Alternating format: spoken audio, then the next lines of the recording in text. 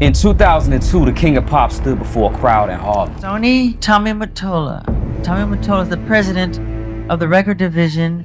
He is a mean, he's a racist, and he's very, very, very devilish. In 2016, a pop star begged the judge for her freedom. Free Kesha now! Free Kesha now! Free Kesha now! Free Kesha now! In 1993, one of music's most powerful voices was silenced behind closed doors.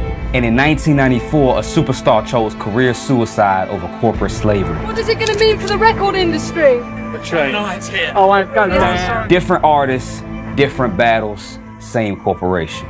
There's a building in New York City. From the outside, it looks like any other corporate tower. Glass, steel, concrete. But inside these walls, decisions are made that shape what the entire world listens to. Sony Music Entertainment, the second largest music company on earth, parent company to Columbia Records, the oldest label in America, RCA Records, where Elvis became a legend, Epic Records, where Michael Jackson made history, and many other smaller labels and companies. Combined, they control the careers of thousands of artists, generate billions in revenue, and define the soundtrack of our lives. But power like that, it don't come without a price. And that price, it always seems to come at the expense of the artist. It starts the same way every time. A young artist with a gift, a contract that promises the world, success beyond imagination. And then along the way, something changes. The artist gets bigger, becomes a household name. They want creative control over their own music. They don't just question the numbers, they dare to say no. And that's when Sony shows its true face. What I'm about to show you is not conspiracy theory or speculation or anything like that. It's documented. Court records, testimonies, evidence that's been buried under settlements and NDAs for decades. In this video, we expose how one corporation weaponized the dreams of artists, writers, and producers. How contracts literally became cages and how they turned desire for success into a trap. How Sony Music Entertainment built an empire on the backs of the very people who made them billions. From Michael Jackson's final stand to Kesha's courtroom drama, Sony has been at the center of artists' legal battles for decades. This is a story Sony doesn't want you to know. The story of their victims. All right, let's start with the King of Pop himself.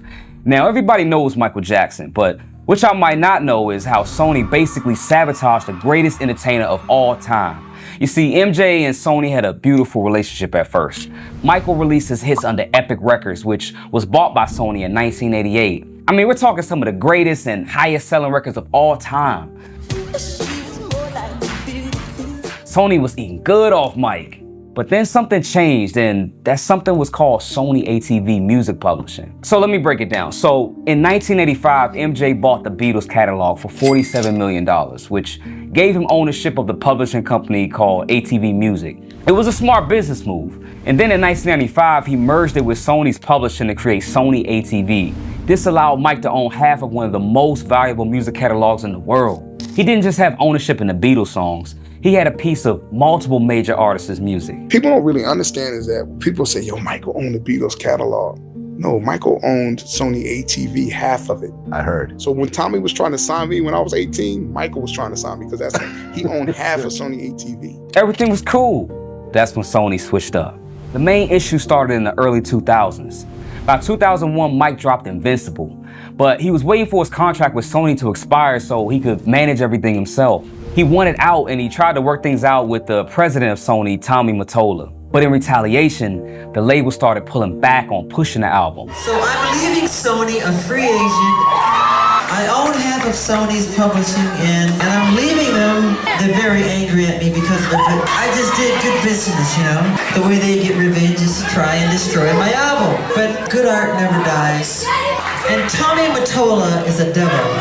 Now this is Michael Jackson we're talking about, the man who made Thriller, and Sony barely pushed the album. Michael also realized that the lawyer he was working with was also working with Sony, and the label was pressuring him to buy parts of his royalties. But Mike knew what was up.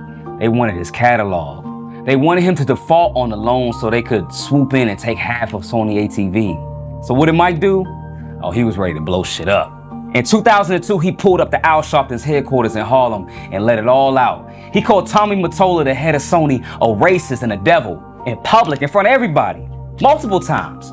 But he didn't stop there. This man got on a double-decker bus with a bunch of fans and circled Sony's headquarters. He held up a poster with Mottola's face with devil horns on it. You see, Sony spent $30 million making Invincible, but only $25 million promoting it. And just for comparison, they spent about $50 million promoting Celine Dion's album that same year. No hate to Celine Dion, but she ain't Michael Jackson. The result? Invincible only sold 6 million copies. And for Michael Jackson, that's a flop.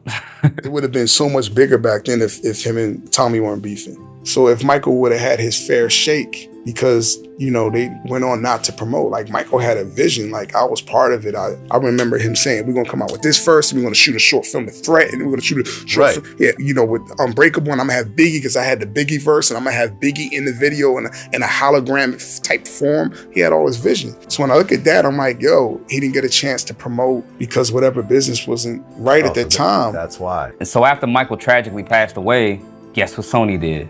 They ended up buying Michael's estate's share of the catalog. So in the end, they got exactly what they wanted. Picture this. You're 18 years old, you're talented. Some people would argue otherwise, but follow me here. You got dreams, and one of the biggest producers in the game, Dr. Luke, wants to sign you. You think you hit the lottery, right? Wrong. See, Kesha signed with Dr. Luke's label, Kemosabe Records, which was under Sony Music. And for a minute, everything was pretty cool. TikTok came out in 2009 and went crazy. We're talking #1 in 14 countries. Diamond certified. Kesha was that girl in the electro pop era of the early 2010s. But behind the scenes, it was a nightmare. In 2014, Kesha signed a lawsuit that shook the entire industry. She accused Dr. Luke of drugging her, assaulting her, and emotionally abusing her for years. Allegedly, she was told, "You're not that pretty, you're not that talented, you're just lucky to have me." So Kesha did what anybody would do. She tried to get out of the situation. She went to court to be released from her contract so she could make music on her own. You know what Sony said? "We can't terminate the contract. It's not our deal. It's Dr. Luke's deal." And that's crazy because even if that is true, everything was under Sony's umbrella. It's like this. See, Sony had a joint venture with Dr. Luke. They had the power to let Kesha go. They had the power to say, hey, we don't want to be associated with this. They could have moved her to another label even under their umbrella. They had options. They just turned a blind eye. They kept her locked in a contract with the man she said abused her. And because of this, Kesha couldn't release music for 5 years. From 2012 to 2017, 5 years of her prime was just gone. And it wasn't just about releasing music. She couldn't record without his approval. She couldn't really tour. She couldn't even really move on with her life, you know? Other big artists actually gathered around Kesha and started speaking out. Fans protested outside of Sony's headquarters, and the whole world was watching this. And you know, Sony put out their little statement. They put out a statement saying they were doing everything they can to support the artists in these circumstances, but is legally unable to blah, blah, blah, blah, blah. And as a legal note, none of this was proven in court, but you know how that sometimes goes. The point is, Sony had a choice between potentially protecting an artist who says she was abused or protecting their business relationship. They chose the money. Speaking of choosing money over artists, let's talk about Mariah Carey and Tommy Mottola. Yeah, the same Tommy Mottola that Michael Jackson called the devil. Now this story is wild because it actually starts off like a fairy tale. Mariah was 18 when she met Tommy. He was 39 and the head of Sony Music, you know, the average Hollywood relationship, unfortunately. She was a struggling artist with a demo tape, and he was one of the most powerful men in the industry. You can probably see where this is going. They ended up getting married in 1993, had a whole Cinderella wedding worth $500,000, but behind closed doors, Mariah said it was more like being in prison. I didn't feel like I was worthy of existing. The police took you, Mariah Carey. In the backseat of the police car, it's a vivid memory. I have never spoken about it. I did feel like I was held captive in that relationship. And I'm not saying that lightly because Mariah literally called their $30 million mansion Sing Sing after the maximum security prison in New York. Apparently, Tommy had the house on lockdown. Security cameras in every room, armed guards everywhere. You may have heard the rumors about Tommy Mottola's so-called hold on Mariah. He controlled everybody around me. Everybody was afraid of him. There was so much security and armed security. This is not okay. You're Mariah Carey. I thought you could do whatever you want. The man controlled everything. What she wore, who she worked with, how her music sounded. Mariah said, and I quote, From the moment Tommy signed me, he tried to wash the urban off of me. They straightened her hair, put her in conservative outfits, and meanwhile, Mariah grew up listening to R&B and hip hop. You know, she wanted to work with rappers and R&B artists. Tommy, he wanted a mainstream pop princess. When she pushed for more creative control, he would remind her of who made her famous, saying lines like, you know, "You're nothing without me. You'll never work in this town again." Even Michael came out and talked about Mariah's relationship with Tommy. The breaking point came when Tommy allegedly held a butter knife to her face in front of dinner guests, just because she wanted to leave him. But here's what really gets me, because even after they divorced in '98, she was still signed to Sony. She still had to work with the same company that her ex-husband ran. And yeah, Tommy is more so the villain here, but I'm pretty sure there was a record executive or somebody at Sony that knew what was going on. But then again, they were married, so what can you do? Now, George Michael's story hits a little different because he actually tried to fight Sony in court and they destroyed him for it. George was riding high in the early 90s. Faith had sold 25 million copies. He was one of the biggest pop stars in the world. But when he put out Listen Without Prejudice Volume 1, he decided to do something different. He said, "I don't want to do videos. I don't want to do interviews. I want the music to speak for itself." You know what Sony did? They basically said, "F your album then." George claims Sony deliberately tanked his album because he wouldn't play the pop star game. So in 1992, he did something crazy. He sued Sony for what he called professional slavery. His argument was basically, the contracts are bullshit. You signed me for 8 albums over 15 years. You control everything I do. And if I don't like it, I can't leave. Even though I both created and paid for my work, I will never own it or have any rights over it. I have no control or say in the way that my work is exploited. I have no guarantee that my work will be released at all. If Sony reject my work, it will never see the light of day. I am convinced that the English legal system will not uphold what is effectively professional slavery. That's not a business partnership, that's slavery. The case went on for 2 years, and in '94, the judge ruled against George. Not only did he lose, but he had to pay Sony's legal fees. We're talking about $4.5 million. But here's the thing, George said, "I'm never recording for Sony again." And he meant it. This man set out for years rather than give Sony another album. Now think about that. George Michael was so traumatized by Sony that he chose to destroy his own career rather than work with them again. That's how bad it was. Now, Kelly Clarkson's situation shows you that Sony's bullshit didn't stop in the 90s or the 2000s. This went down in 2007. Kelly was America's sweetheart, first American Idol winner. Her album Breakaway sold 12 million copies. She was on top of the world. But Kelly wanted to evolve. For her third album, My December, she wanted to write her own songs, show her artistry, you know, grow as an artist like most of us do.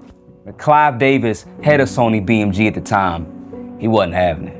This man offered Kelly $10 million to remove 5 songs from the album and replace them with songs that he chose. And when she said no, you know what he told her? Now, this is allegedly, of course. Allegedly! He said she was a shitty songwriter who should be grateful for the gifts he bestowed upon her, and that she should just shut up and sing. Shut up and sing. In 2007 to Kelly Clarkson, when Kelly stood her ground, Sony did what they did best. They basically sabotaged her album. Limited promotion, no support, and then they leaked stories to the press trying to make it seem like she was difficult to work with. And everybody blamed Kelly for being difficult instead of blaming Sony for trying to control her art. And then some people say Clive Davis treated Whitney Houston the same way. Maybe that's a story for a different video. Now, all the stories I've told you so far, those were about recording contracts. But Sony's control goes deeper than what you record. They want to own what you write to. And this is what Shakira's Sony battle was about. It was very difficult. I was very young, and being a woman also in this business is not easy. Thank God I had an amazing family surrounding me, supporting my dreams, encouraging me, my mother, my dad. You know, when I was 13, I released my first album with Sony Music, which back then was CBS. See, when an artist writes a song, there's 2 copyrights. The recording, that's what you hear, also known as the master, and the composition, the words and the melody. Publishing companies control that second part, and Sony ATV, they're one of the biggest. Now, oddly enough, it doesn't seem like Shakira wants control, even though she's written some of the biggest international hits in history. We're talking Hips Don't Lie, Whenever, Wherever, massive hits that she wrote. And even though Shakira sold her music to a whole nother company, Sony still made sure it was part of the deal. Even Michael Jackson knew this, and his understanding of publishing is the main reason he bought the Beatles catalog in the first place. He understood that owning publishing was the real power. The problem with Sony is they have a history of abusing that power. They want to own the artist's voice and thoughts and not give the artist a fair shake. Shakira's not necessarily a victim, but for someone who writes all their own music, she's definitely getting taken advantage of. Now, Sony's not the only company to do this, but they seem to be the most outspoken about. It's a pattern. Young artist signs to Sony, Sony makes them a star. Artist wants creative control or tries to leave, Sony destroys them, allegedly. Allegedly, that's ignorant. And it's not just the artists in this video. Like back in 2018, a whole group of artists filed a class action lawsuit against Sony. Rick Nelson's estate sued because Sony was stealing streaming royalties by taking 68% off the top. Even recently, I came across this video by an independent artist named Chandler Juliet. She goes into detail about why she walked away from a deal with Sony. They promised her $10,000 for a sync deal. Basically, that's where they buy your songs and they place them with artists or TV shows or movies. But after months of beating around the bush and holding her back from releasing the music, they tried to lowball her and say, oh, we can only pay $2,500 for everything. And we'll give you a little bit of back-end royalties if it does anything. I'm not selling my soul, and I'm sure as not selling my soul for $2,500. Even though her story is on a smaller scale than the major label artists, it's the same principle. They wanted to own her voice and own her thoughts for pennies on the dollar, basically. These aren't just business disputes. These are people's lives. Michael Jackson died fighting Sony. Kesha lost 5 years of her career. Mariah was held prisoner and George Michael's career ended. Kelly was told to shut up and sing. And Sony, I mean, at this point, they're really too big to fail because they're a huge corporation that owns multiple entities in multiple different industries. Still signing artists, still making billions, and still putting out statements saying they support the artist whenever a new scandal breaks. I guess the bright side is now artists are finally starting to speak up. You got major artists re-recording their music. You got singer-songwriters talking about how labels are trying to change their creative direction. And I like to think I'm doing my part as a music producer and commentator, just kind of talking about the issues and bringing to light what's going on in some of the dark sides of the industry. Now, signing a bad record deal not only affects an artist's creative control, it can also affect the money. Watch this video on the screen next to see how some artists end up fumbling the bag and find themselves in a lot of debt to their record labels. I'll catch you over there. Till next time, peace.